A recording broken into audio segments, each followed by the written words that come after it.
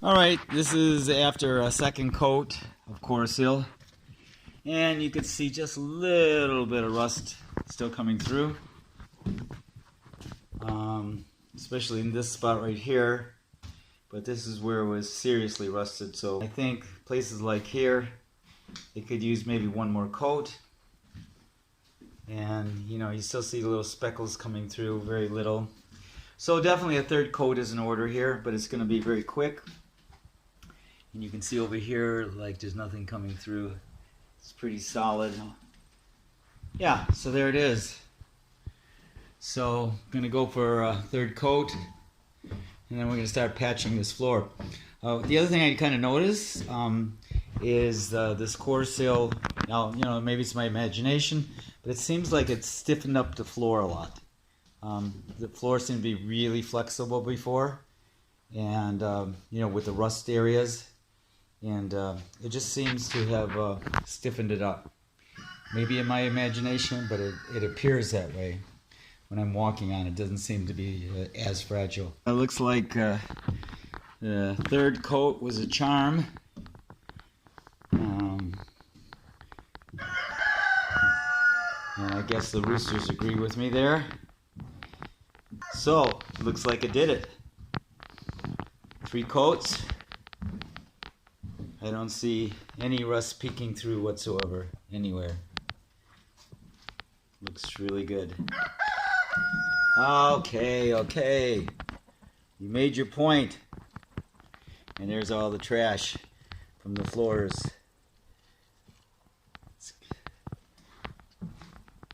But, it looks good. Ready to roll. Rock and roll here. Get a floor on. Got the hardwood maple floor being planed this week. Amazing. This is why you take the floors off of a bus. Okay, I'm going to try to make this short and sweet. I basically tried 3 different things here. Long-haired Bondo. It has long strands of fiberglass in this Bondo. And it turned out pretty hard. I just covered the hole. There's another hole right here, and as you can see, I suspect you can sand it even down, but it seems to be pretty hard. Then I tried this construction adhesive, Gorilla Ultimate, some people recommended, and I could peel off pieces of it, but it's on there pretty hard. So I would assume this might be the most flexible. I put a screw in there. That I used on my sidewalls, and I also put a screw on using the JB Weld. So I basically put one of the screws from my walls in the hole, and first put a little bit of this stuff around there, put the screw in, and then covered the outside of it with both of these materials here. I don't think this is completely secured because it's still a little tacky. But anyway, so that's pretty hard. That's pretty hard. I think this might be the most flexible one, and of course this is very hard. So probably all 3 of these would work. All right. So for my big holes here in the bus, I've decided on going with that Bondo hair, which is long strands of fiberglass, and it really did a nice job of. Even some of the really big holes, kind of let it dry and put another layer on, and it really seals it very nicely. And then this will get really hard, and I just don't see that breaking through. So, use Bondo hair for all the holes, and I'm using this heavy-duty construction adhesive, Gorilla, to basically use my little screws that came out of the walls. So you just put a nice little bead around that, maybe even a little bit in the center, so when it hits it,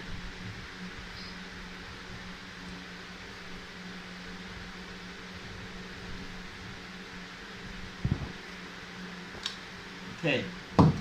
So then I have these screws around the walls, and I'm just using them, and I just kind of stick it in the center there, like that. I don't push it in yet because you're going to get your glove all full of adhesive. Same like that, just going to put it in the center there. And put it in the center, like that.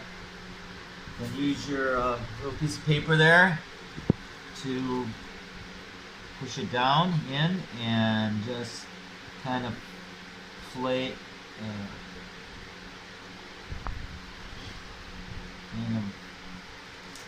do that, push it down.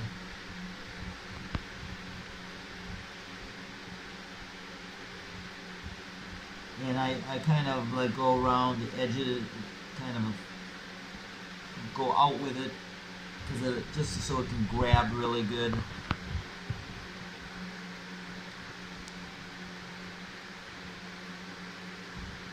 I was going to use the Bondo hair, but it would be way too much work and expense to fill these little holes with Bondo hair. I did that in some spots, but anyway, so there you go, kind of just. And then I take the little holes, wherever there's little holes, like that, just kind of fill them in. Little holes, fill them in. Take my paper, just kind of do that. There we go. Done. So, one more time. Take your adhesives, go around. Okay, it's like making a cake. Put your screw in there, kind of gets them on the thread as it's going in. And these screws are just big enough. They don't fit in the hole snugly, but they at least cover the hole. So just push that guy down, push it down, and just do that. There you go.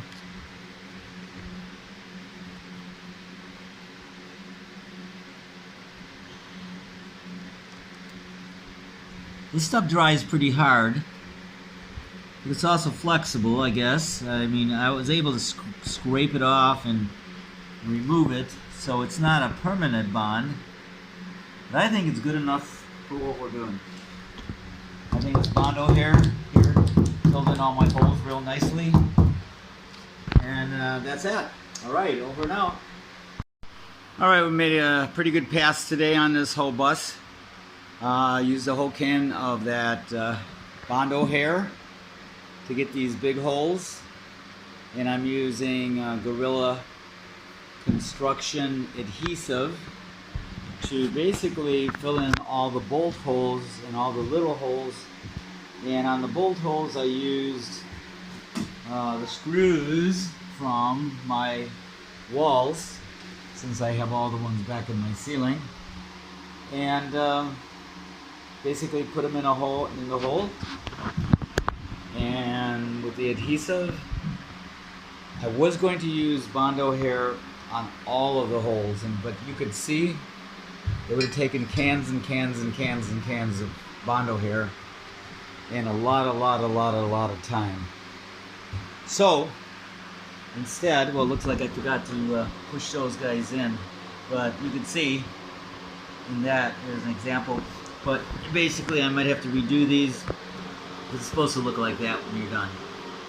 Kind of fan it out, and so we might have to redo that one. Anyway, so there it is.